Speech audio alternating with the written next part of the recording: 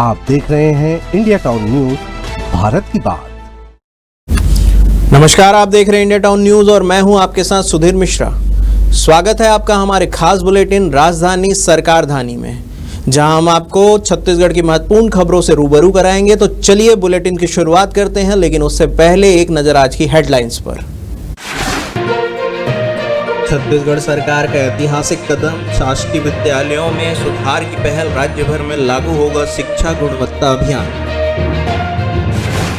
औद्योगिक विकास नीति 2024 से 30 में बड़े बदलाव, कई अहम संशोधनों को मंजूरी, युवाओं, किसानों और उद्यमियों को मिलेगा सीधा लाभ। न्यायिक जीत के बाद भी भटक रहे सहायक शिक्षक, डिप्टी सीएम साव से लगाई गुहार, कहा जल्द बहाल की जाएगी नियुक्तियां।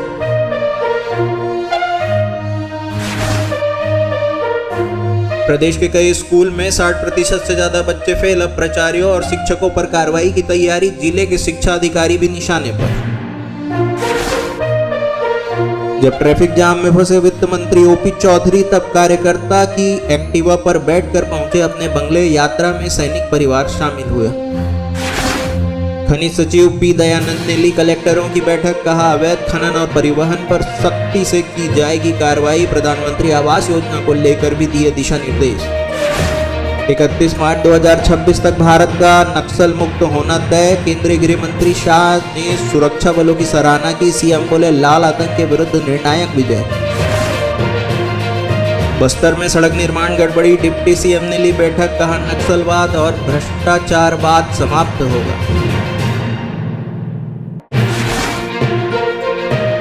छत्तीसगढ़ हाईकोर्ट का नया रोस्टर जारी, 9 जून से होगा लागू, अगले आदेश तक प्रभावी रहेगा आदेश।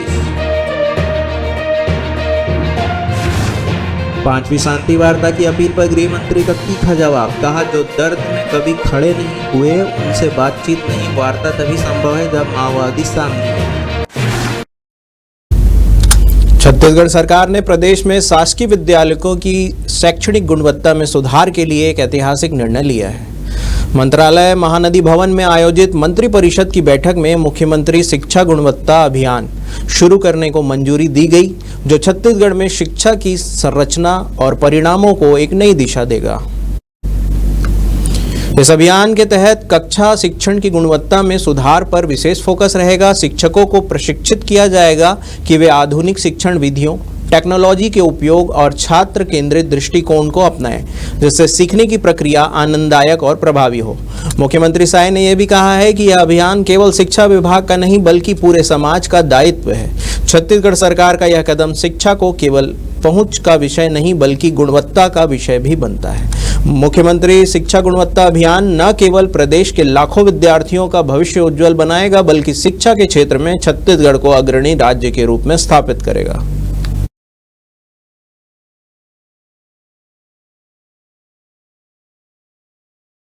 छत्तीसगढ़ सरकार ने राज्य को देश का अगला औद्योगिक और रोजगार हब बनाने की दिशा में एक बड़ा कदम उठाते हुए औद्योगिक विकास नीति 2024 से 30 में कई अहम संशोधनों को मंजूरी दी है। मुख्यमंत्री विष्णुदेव साय की अध्यक्षता में हुई मंत्री परिषद की बैठक में यह निर्णय लिया गया, जो आने वाले वर्षों में राज्य के सामाजिक आर्थिक परिदृश्य को दिशा देगा। संशोधित नीति के अनुसार जिन उद्योगों में छत्तीसगढ़ के युवाओं को रोजगार मिलेगा, उन कंपनियों को सरकार की ओर से विशेष अनुदान मिलेगा। इससे स्थानीय रोजगार दर में तेजी आएगी और पलायन पर भी अंकुश लगेगा। यह नीति राज्य के सभी क्षेत्रों के लिए उपयुक्त मॉडल तैयार करती है। इससे क्षेत्रीय असमानता में कमी आएगी। मुख्यमंत्री विष्णुदेव साय ने यह कहा है कि यह संशोधित नीति केवल आर्थिक वृद्धि का साधन नहीं बल्कि सामाजिक न्याय, युवाओं के भविष्य और किसानों के सशक्तिकरण का यंत्र है।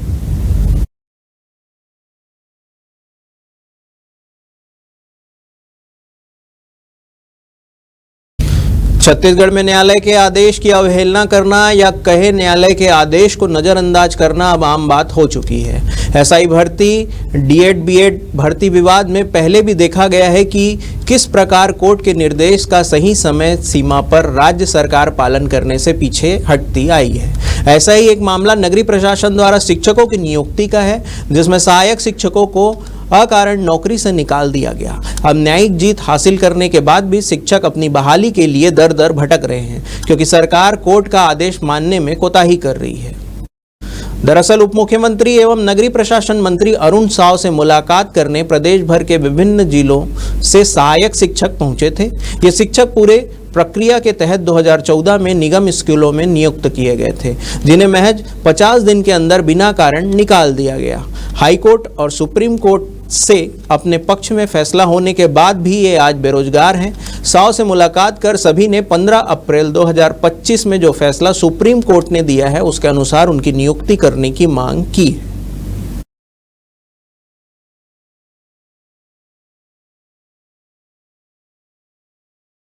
छत्तीसगढ़ बोर्ड के नतीजे पिछले सालों से भले ही ज़्यादा हैं, लेकिन कई जिलों में परिणाम काफ़ी कमज़ोर हैं। 10वीं और 12वीं की दोनों कक्षाओं के परिणाम की समीक्षा होगी। रायपुर संभाग में 19 मई से जिलेवार परिणामों की समीक्षा की जाएगी। रायपुर संभाग में रायपुर जिले का परिणाम सबसे कमज़ोर रहा है। खराब परिणामों और लचर प्रशासनिक व्यवस्था को लेकर मुख्यमंत्री ने कड़े तेवर और महासमुंद के जिला शिक्षा अधिकारी को हटाने की कार्रवाई के बाद कुछ और जिले के शिक्षा अधिकारी भी निशाने पर। जेडी संभागीय संयुक्त संचालक ने कहा है कि न केवल 10वीं और 12वीं के परिणाम बल्कि प्रत्येक स्कूल के विषयवार परिणाम भी समीक्षा की जाएगी। इसके लिए सभी स्कूलों से विषयवार परिणाम की जानकारी मंगाई गई है। उन्होंने कहा है कि समीक्षा के बाद खराब परिणाम वाले प्राचार्यों और शिक्षकों पर अनुशासनात्मक कार्रवाई का प्रस्ताव शासन को भेजा जाएगा।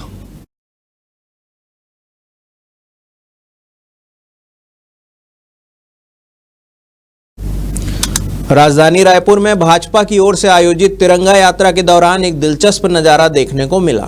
तेलीबांधा से जयस्तंभ चौक तक निकाली गई इस भव्य यात्रा में शामिल सभी मंत्रियों और जनप्रतिनिधियों के काफिले ट्रैफिक जाम में फंस गए। इसी दौरान वित्त मंत्री ओपी चौधरी का काफिला भी नगर घड़ी चौक के पास रुक गया, जिसके बाद वे उपाध्यक्ष अश्वनी विश्वकर्मा की एक्टिवा पर बैठकर घड़ी चौक से शंकर नगर बंगले तक पहुंचे।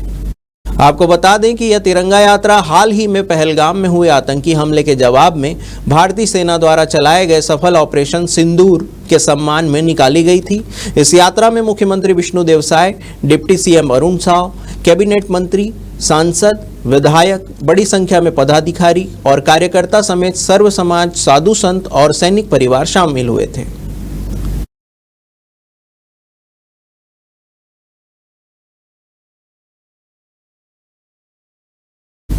वक्त हो चुका है एक छोटे से ब्रेक का। बने रहिए इंडिया टाउन न्यूज के साथ। अब खबर आपकी उंगलियों पर, हर खबर पर हमारा नजरिया। इंडिया टाउन न्यूज, भारत की बात। ब्रेक के बाद आपका स्वागत है। प्रदेश में रेत के अवैध खनन और परिवहन पर प्रभावी नियंत्रण लगाने और बरसात के पूर्व निर्माण और विकास कार्यों को सुचारू रूप से संचालन के लिए रेत की उपलब्धता सुनिश्चित करने के उद्देश्य से खनिज साधन विभाग के सचिव पी दयानंद ने आज वीडियो कॉन्फ्रेंसिंग के माध्यम से प्रमुख जिलों के कलेक्टरों और खनिज अधिकारियों की बैठक ली। उन्होंने बैठक में रेत से संबंधित गतिविधियों की विस्तार से समीक्षा की और अधिकारियों को स्पष्ट निर्देश दिए कि रेत के अवैध खनन एवं परिवहन से संलिप्त तत्वों के विरुद्ध सख्त से सख्त कार्रवाई की जाए। बैठक में प्रधानमंत्री आवास योजना एवं अन्य निर्माण कार्यों के लिए आवश्यक रेत की आपूर्ति केवल अधिकृत स्रोतों से सुनिश्चित की जाए, इस पर भी विशेष बल दिया गया। सचिव दयानंद ने भी स्पष्ट किया है कि खनिज अधिकारियों की गोपनीय चरित्रावली में रेत प्रबंधन से संबंधित निर्देशों के पालन का एक महत्वपूर्ण मूल्यांकन बिंदु के रूप में शामिल किया जाएगा।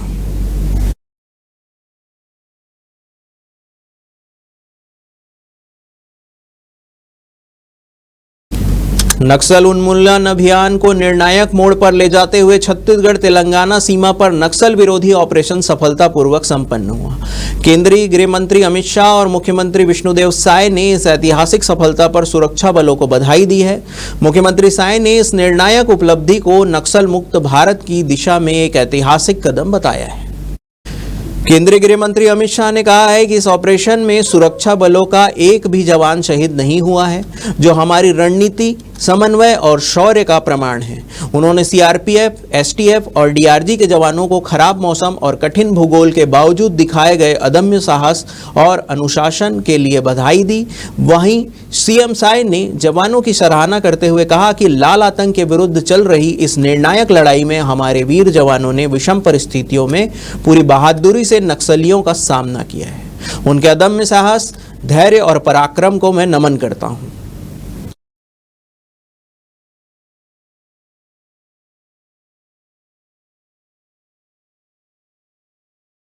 डिप्टी सीएम अरुण साव ने बस्तर में सड़क निर्माण में गड़बड़ी पर फिर जांच बैठाई है।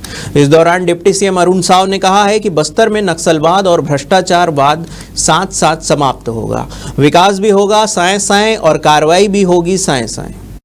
उप मुख्यमंत्री अरुण साव ने सोशल मीडिया पोस्ट कर आदेश कॉपी सार्वजनिक करते हुए विभागीय जांच की जानकारी भी साझा की है। सोशल मीडिया पोस्ट में उन्होंने लिखा है, माओवाद और भ्रष्टाचारवाद दोनों का समूल नाश निश्चित है। विष्णु के सुशासन में बस्तर के नारायणपुर, सोनपुर, मरोड़ा मार्ग में LWE योजना अंतर्गत निर्माणाधीन सड़क में लापरवाही और गुणवत्ता विहीन कार्य की जानकारी मिली थी। विभाग के अधिकारियों को कल सुबह ही तत्काल कार्रवाई के निर्देश दिए थे। शाम में जांच कमेटी का गठन कर कार्रवाई सुनिश्चित कर दी गई है। बता दें कि बीते दिनों उप मुख्यमंत्री साव की सजगता और विभागीय जांच के आदेश के बाद ही सड़क भ्रष्टाचार में लिप्त सुरेश चंद्राकर तथा कथित कांग्रेस कार्यकर्ता के भ्रष्टाचार का भंडाफोड़ हुआ था। पीडब्ल्यूडी ने ठेकेदार सुरेश चंद्राकर पर कड़ी कार्रवाई करते हुए उसका लाइसेंस रद्द कर दिया था। साथ ही अधिकारियों और ठेकेदारों पर पुलिसिया कार्रवाई भी करवाई थी।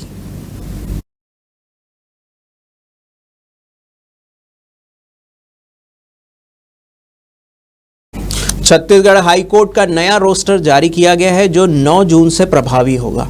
मुख्य न्यायाधीश समेत 4 डिवीजन बेंच गठित किए गए हैं जो विभिन्न प्रकार के मामलों की सुनवाई करेंगे।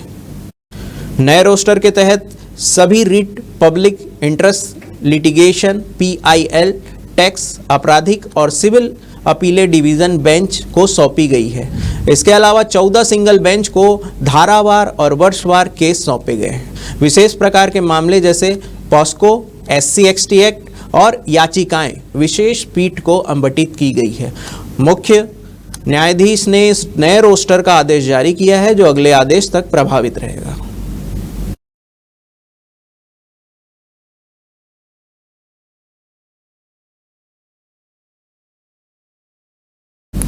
माओवादी संगठन की ओर से शांति वार्ता की 5वीं अपील पर छत्तीसगढ़ के उप मुख्यमंत्री और गृह मंत्री विजय शर्मा ने दो टूक जवाब देते हुए कहा कि वार्ता तभी संभव है जब माओवादी खुद सामने आकर बातचीत की पहल करें। उन्होंने स्पष्ट किया है कि जो लोग बस्तर के दर्द में कभी शामिल नहीं हुए, न ही चिंगावरम, घोड़ागांव, एराबोर, दरभागुड़ा, ताड़मेटला और झीरम जैसे नरसंहारों पर कुछ न बोले, वे अब वार्ता की बात कर रहे हैं तो यह स्वीकार्य नहीं हो सकता। गृह मंत्री विजय शर्मा ने आगे कहा कि बस्तर के कोने कोने तक भारत के संविधान को पहुंचाने के लिए सरकार प्रतिबद्ध है।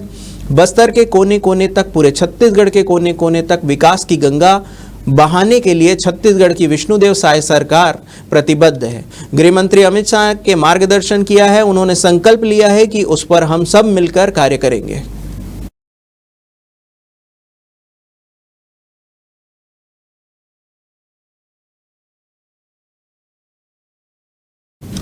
हमारे खास बुलेटिन राजधानी सरकार धानी में फिलहाल इतना ही। तमाम बड़ी खबरों के लिए बने रहिए इंडिया टाउन न्यूज के साथ। नमस्कार। आप देख रहे हैं इंडिया टाउन न्यूज, भारत की बात।